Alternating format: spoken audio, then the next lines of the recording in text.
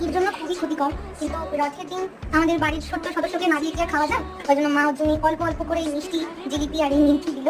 আর ও এখন খাওয়ার জন্য এই যে পুরো সেটা আমরা বসে পড়েছে। খাবে? এই যে খাবে, সময়ই দিল না, মিষ্টি খেয়ে এই যে খাওয়া হয়ে গেল নিমকি।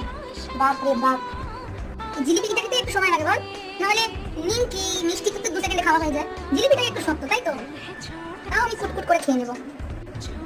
শেষ, সব শেষ, আর নেই কিছু।